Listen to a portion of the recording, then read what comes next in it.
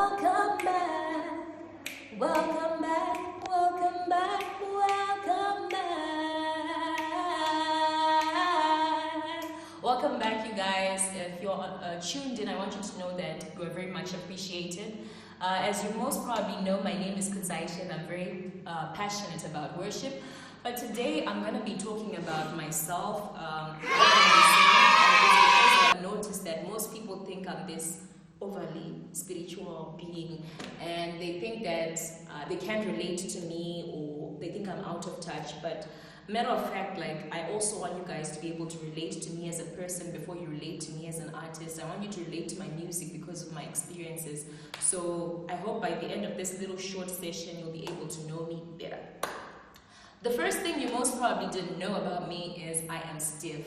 I cannot dance, guys. Like, you don't know how many conferences and camps I've gone to, and I've seen the Nigerian brothers, doing, all these dances and, what's the name of this, Zanku and all these things, and I've just been in my hearts of hearts, I'm like, I wish this was me. I can dance, and it's unfortunate that I'm into music because most people, like, when it comes to praise, they want to be hyped, they want to see you embody the praise, like, with your physical, physically, they want to see you dance, and they want to see you move, and they want the energy. But yeah, it's something I'm working on. I can't dance. The next thing you most probably didn't know about me is I am a proud reject from the University of Zimbabwe College of Health Sciences. The truth of the matter is, some years ago, I applied to do dentistry and I was rejected. And that's the reason why I ended up in agriculture. And I take it as a bittersweet experience because, honestly speaking, I could have killed patients. Okay. I'm not a killer, but I mean, like, I could have, done the wrong incision, or I could have quit because, like, medical school it's hectic, and I personally think that people should go into the medical arena if they are called, and it's not my calling. And I really thank God that I was rejected from the College of Health Sciences. The next thing you might probably not know about me is that I'm not planning on taking music full-time. Most people are asking me, like, do you see yourself becoming a full-time music artist? No. I follow Tasha Cobbs. Tasha Cobbs has athleisure where she has eyewear. I follow Janet Manyoa. Janet Manyoa is in business. She's degreed, and those are the people I want to emulate. I don't want to limit myself to just music.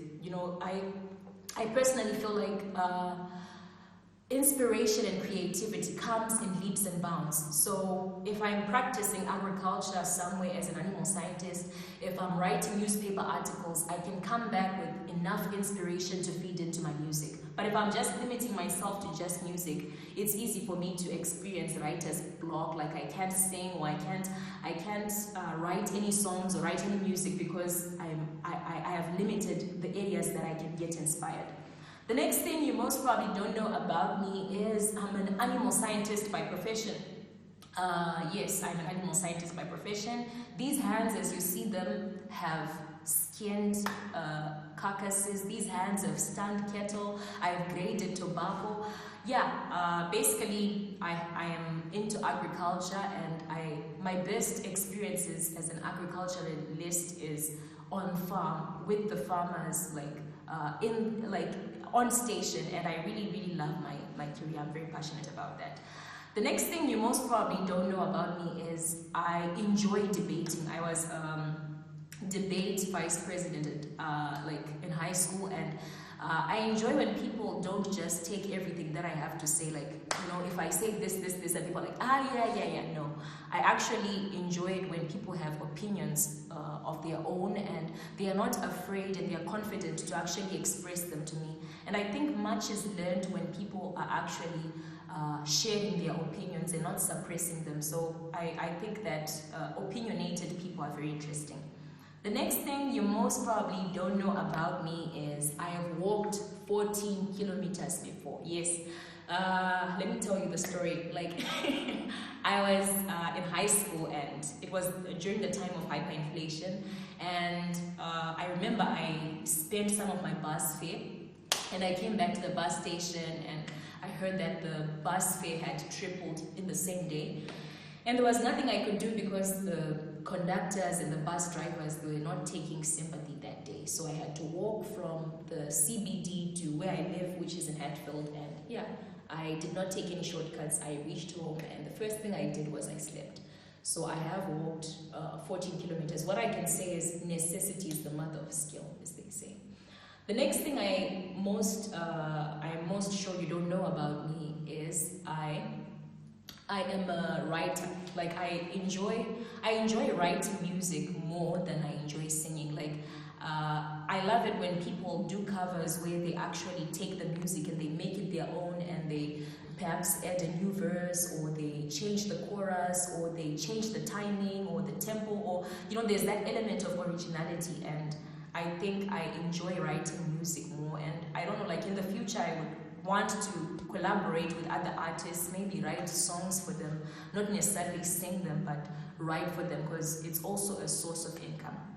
The next thing you most probably don't know about me is that I'm a good salesperson. Guys, like if you have commodities, if you're selling something, I'm the person. I'm not trying to market myself, but I've worked as a sales manager before, and that's where I developed my skills on customer service, how to treat customers, how to persist when you're selling. And I can basically say that it's a very interesting area. Like when you sell, like you have to become the brand itself. You embody the brand, and people don't buy because they like the product or the product is of good quality. They buy because they love the person who's selling it. So yes, I'm a very, very good salesperson. Which leads me to the next thing that you didn't know about me. I am a very annoyingly persistent person. I am very persistent, guys. Like, I'm sure my supervisor can attest to this. Like, I used to go to his office at 7 a.m. in the morning when he's about to have his cup of tea, and I'll be like, say, you have to explain this thing. We have to figure out the conclusions. How am I supposed to write this thing? And I would always be pestering him, and that's who I am. Like I don't know, like I don't take no for an answer, which is sometimes something that works towards it can be a good thing, but in some instances it's not always good, because people will try and avoid you and whatnot. But I don't know, I have all my career, like all my life, I think I've always been a very persistent person. When it comes to my research, I was very persistent. When I was asking for help from the laboratories, I was always persistent, and it's a trademark of mine. I'm a very, very persistent person. The other thing you most probably don't know about me is I enjoy talking to ordinary people. Like, by ordinary people, I mean the people who work in the farms, like the combi drivers, the conductors. I remember when I was going to high school, like one of the bus drivers in my area, like he used to come and he would actually pick me up from the house, and that's the kind of relationship we had with him. I was not dating him actually, but it was just because I used to talk to him. I used to say, hi, how are you? What's up, Manu? Whatnot, And what I've realized is that sometimes we exclude these people because of their appearance or because they don't fit our so-called society, but these are very genuine people, and they are people who have a lot to tell us, like who have a lot to give to society. And I really enjoy the moments that I get to speak to small-scale farmers, the moments that I get to speak to combi drivers, the moments that I get to speak to conductors, or anybody who has something to say, something I can learn from. So yeah, I think I really enjoy the moments that I get to work with those people, get to meet them, they get to tell me something about their lives. The next thing I'm going to tell you about myself, guys, is I am a mama's girl. Like, my mom is basically my greatest source of inspiration. Like, I don't know how that woman works, and I don't know, like from the moment I was in high school, I remember she used to work double shifts. She used to work on Sundays, on Saturdays, just to raise my school fees.